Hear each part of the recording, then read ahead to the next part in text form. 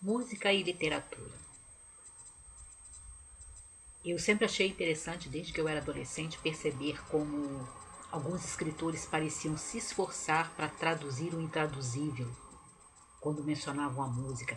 Quando a música, nos seus romances, nas suas novelas, nos seus contos, tinham uma certa importância. E aí eles procuravam traduzir, através das sensações, dos pensamentos dos seus personagens, aquilo que a música transmite para nós e que a gente não consegue colocar em palavras. Aliás, a música já foi chamada realmente de a arte que você não consegue explicar, né? Você não consegue traduzir realmente. E aí eu gostaria de mostrar nesse vídeo algumas histórias, alguns livros, algumas obras de literatura onde a música inventada para a história ou uma música real tem importância dentro da trama. Primeiro, vamos começar com o clássico dentre essas obras, que é No Caminho de Swan, do francês Marcel Proust, primeiro volume da sua série Em Busca do Tempo Perdido. E aqui uma música inventada para a história, né, de um compositor inventado pelo romancista, mas existem vários estudiosos que especulam que compositor seria esse e que música seria essa. Tem uma peça musical aqui que tem uma grande importância na segunda parte desse livro, No Caminho de Swan, que é Um Amor de Swan, que tem a ver com o nascimento né, desse amor-paixão, né, desse amor atormentado do personagem do título, Charles Swan, pela Odette de Crécy. Uma mulher que no início não tinha nenhum interesse para ele, mas que acabou tendo, né?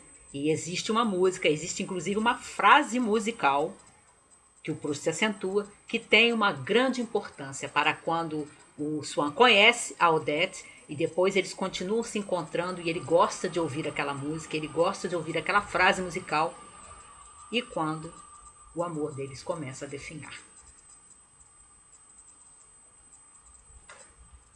A segunda obra, o segundo livro, seria também um livro de um francês, do Romain Rolland, o primeiro volume aqui do Jean Christophe, que eu já mencionei aqui que eu ainda estou lendo, né? Esse volume eu já li, mas eu já comprei o outro, ainda não li, e acho que tem mais um ou dois para completar.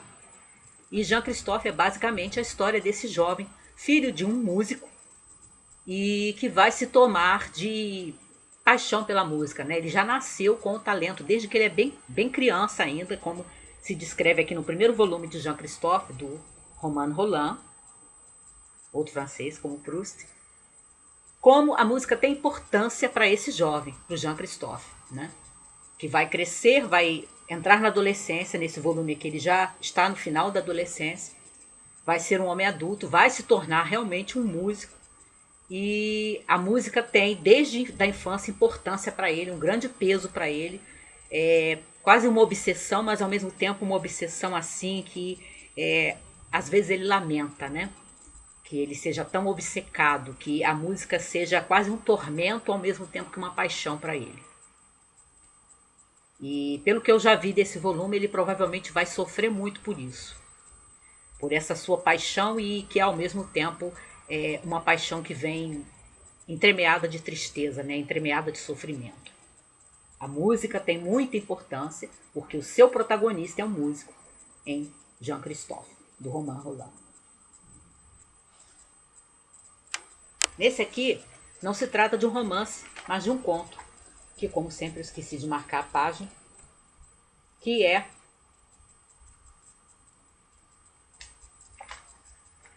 nesse volume aqui, Uma Casa Assombrada, da Virginia Woolf, o conto Quarteto de Cordas, em que a Virginia Woolf vai descrevendo um concerto, que existem várias pessoas, né, numa sala de música, né, numa sala de concertos em Londres, e aí ela vai descrevendo de uma forma, né, intraduzível, mas ela tenta traduzir os pensamentos das pessoas que estão ali ouvindo aquela música.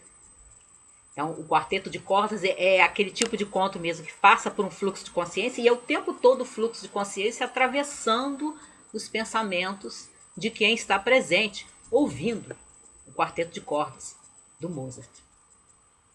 Então, a própria razão de ser, né, o próprio ponto de partida que cria todo o conto é a música. É essa peça musical do Mozart, o quarteto de cordas, da Virginia Woolf.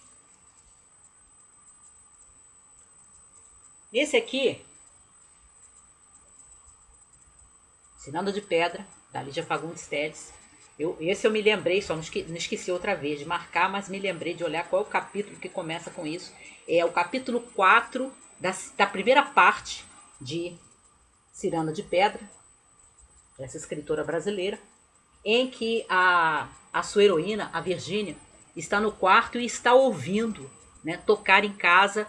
Acho que o pai dela, se não me engano, que ficava ouvindo uma peça do Beethoven. E a Virgínia é muito novinha, né? Quando o livro começa, ainda é bem jovem.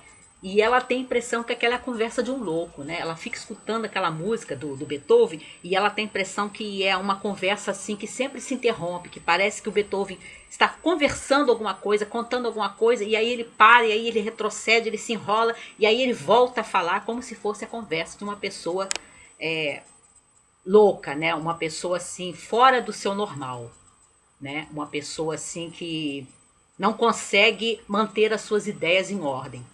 Como um fluxo de consciência também, a descrição que a Lígia Fagundes Telles vai fazer no começo desse capítulo 4 da primeira parte de A Ciranda de Pedra, falando das impressões da sua heroína, né, da Virgínia, sobre uma peça musical do Beethoven. E por último, eu destacaria esse romance aqui de uma escritora francesa contemporânea, que é a Françoise Sagan, A Mulher Pintada, que é um romance passado todo a bordo de um cruzeiro de luxo, né? Você tem todas aquelas pessoas ali da alta sociedade francesa, né? Algumas não exatamente da alta sociedade, mas que estão ali com seus interesses para entrar em contato com a alta sociedade francesa. Mas enfim, estão a bordo desse transatlântico de luxo.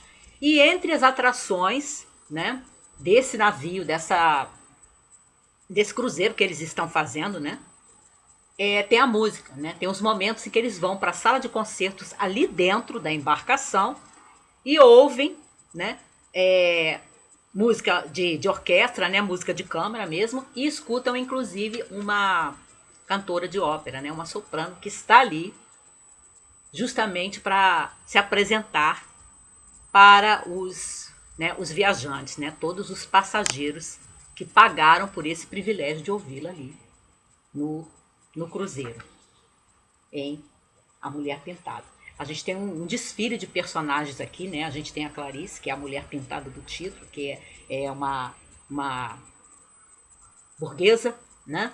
Muito desprezada pelo seu marido e que é aquele homem assim, um socialista muito sério, né? Mas que não deixou de se casar com uma mulher rica, né? E que agora despreza. E aí ela tem aqueles surtos de desespero por causa da infelicidade dela. Ela pinta o rosto dela todo, que ela fica parecendo uma palhaça. Daí o título, A Mulher Pintada. E tem uma série de outros personagens. A gente tem o vigarista de bordo aqui que quer passar uma pintura falsa, né? E conseguir enganar algum dos otários entre aquelas pessoas ricas, né, endinheiradas que estão ali no cruzeiro. A gente tem um jovem que ele está ensaiando para se tornar um gigolô, né? Então ele também está atrás de alguma mulher rica que o sustente.